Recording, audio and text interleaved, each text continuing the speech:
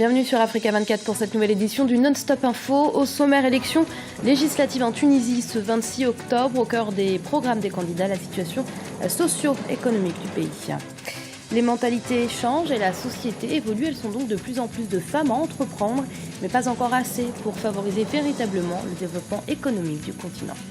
Et immersion à la fin de ce journal au village des arts et métiers d'Abuja au Nigeria. Véritable invitation à la découverte de l'artisanat nigérien. Période électorale donc en Tunisie. Le 26 octobre, les Tunisiens sont appelés aux urnes pour renouveler leur parlement. Et ils sont plus de 13 000 candidats à prétendre au poste de député.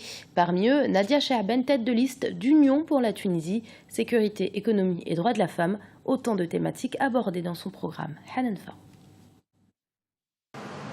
Ils sont 13 337 candidats, seulement 217 obtiendront un siège de député dimanche 26 octobre.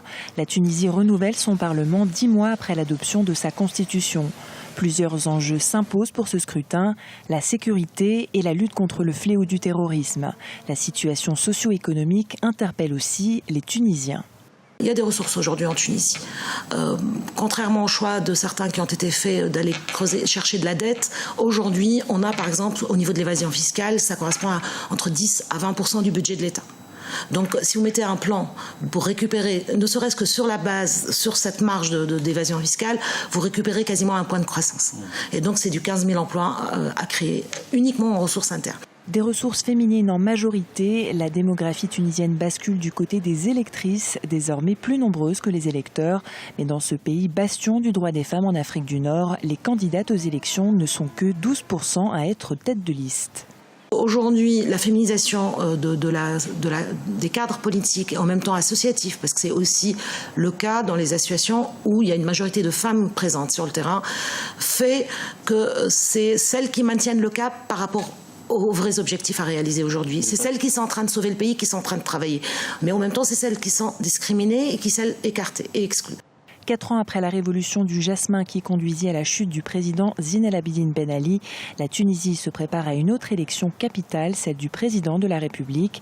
27 candidatures ont été retenues pour le vote du 23 novembre.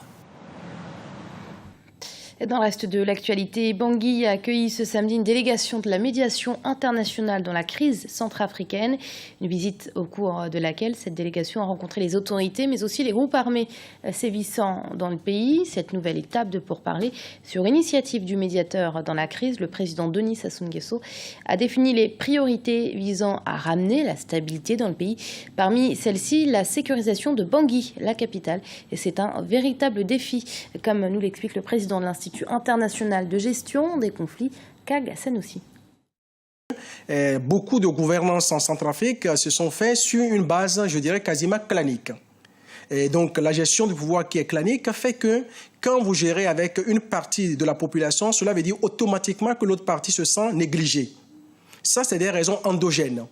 Et cette partie qui se sent négligée peut s'exprimer de X manières. Et certains s'expriment le fait que, soit c'est du communautarisme, certains le prennent sous l'angle religieux, d'autres sous l'angle ethnique, et tout ça a créé un format de situation complexe. Nous avons aussi des raisons exogènes que nous connaissons parce que le Centrafrique est un pays riche, immensement riche, et parce qu'elle est riche, le pays, sa Centrafrique est riche, donc ça suscite beaucoup de convoitises.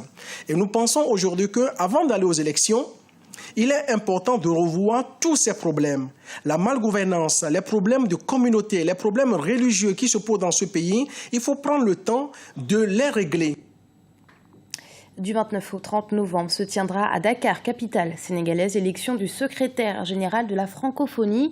L'occasion de revenir sur une institution qui, au-delà de fédérer des personnes et des pays ayant la langue française en commun, organise de vraies relations entre ces pays. Et sachez que sur le continent, ils sont 30 États membres de la francophonie, un chiffre qui fait dire à certains que l'avenir de l'institution est sur le continent africain. Ibra Khadindiaye.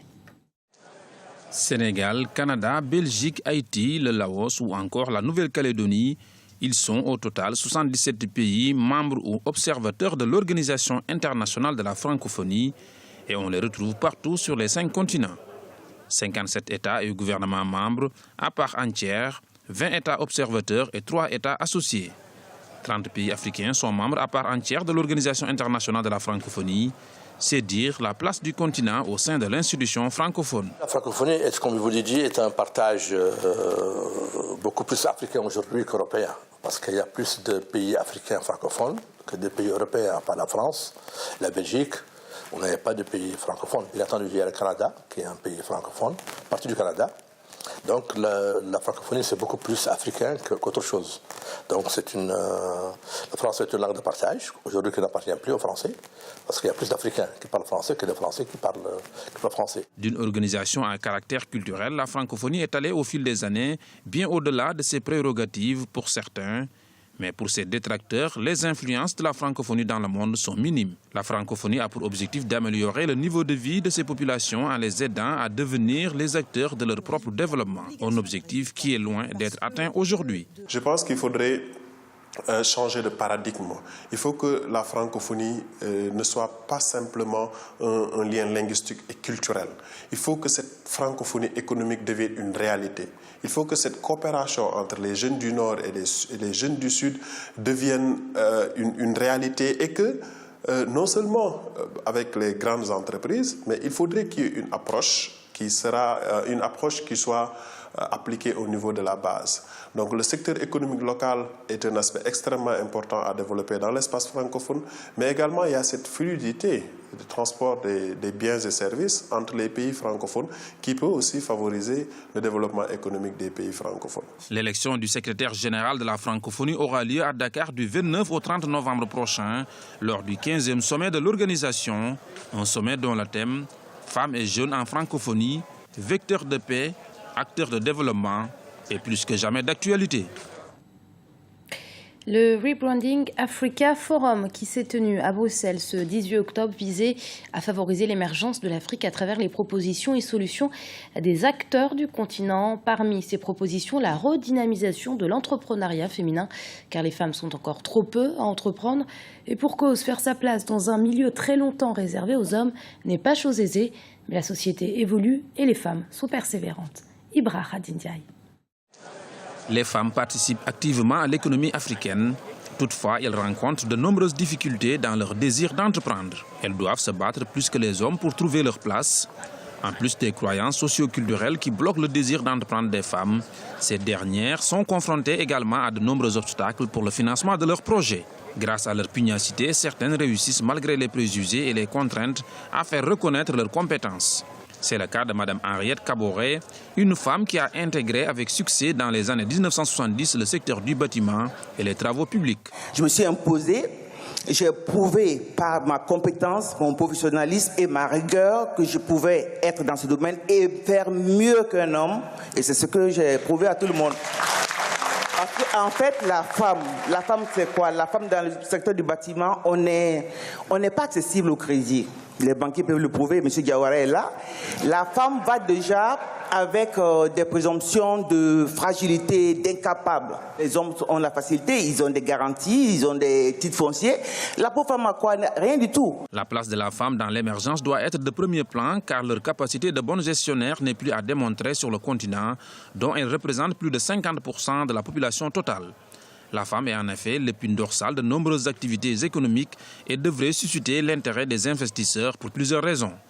Elle contribue à hauteur de 60% au développement du secteur informel, lequel pèse plus de 80% dans l'économie des pays africains. Je pense qu'investir dans la femme, c'est quelque part créer un cercle vertueux. Parce que comme vous disiez tout à l'heure, oui, la femme réinvestit financièrement au sein de la famille, mais bien plus que cela. Parce que bien souvent, même dans les populations rurales, c'est les femmes qui encouragent leurs filles à aller à l'école. Et même des fois qui payent pour leurs filles, pour qu'elles aillent à l'école. Les conditions d'établissement des entreprises en Afrique ne sont pas encore complètement favorables à la femme. L'absence de moyens financiers et matériels limite considérablement l'insertion des femmes dans le monde de l'entrepreneuriat en Afrique. Si ces obstacles sont surmontés, on pourrait assister au renforcement de la place de la femme dans la structure économique du continent pour une Afrique émergente.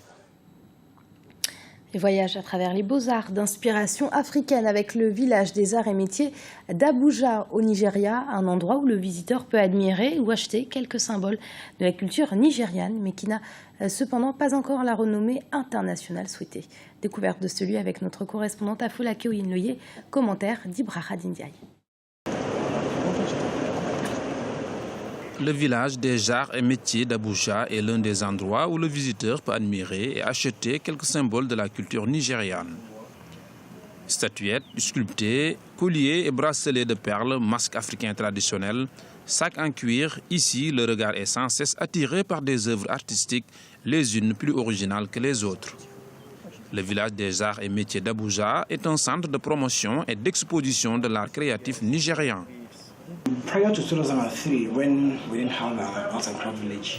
En venant ici pour la première fois, j'ai vraiment été surpris. Je pouvais voir en un seul endroit toute la diversité et la vie d'Abuja. Vous pouvez voir les talents. Rien n'est copié ici, tout est original. Vous pourriez effectivement les voir faire ces travaux à partir de zéro et il s'avère très beau. Un lieu qui doit être encouragé. Avec cet endroit, nous sommes capables de montrer notre patrimoine culturel au Nigeria. L'activité principale est la valorisation d'une nouvelle génération d'art à travers la créativité et l'échange culturel des artistes. Un centre d'art afrocentrique au service de la création artistique contemporaine. Malgré ses atouts, le village des arts et métiers d'Abuja est toujours en quête d'une renommée internationale.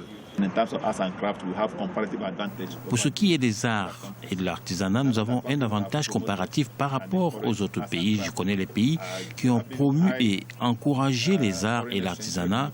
Ils en ont eu des revenus élevés pour parler du Kenya. Donc, pour l'instant, au Nigeria, le travail n'est pas assez rentable car il n'y a pas un environnement favorable. Les fonds destinés n'ont pas été injectés. Nous avons des promesses et nous espérons que le gouvernement va les réaliser un jour. Nous essayons de nous garder dans l'entreprise parce que nous savons qu'il y a le potentiel. Repère de la créativité nigériane et réceptacle du potentiel artistique, ce lieu présente le potentiel de l'art nigérian.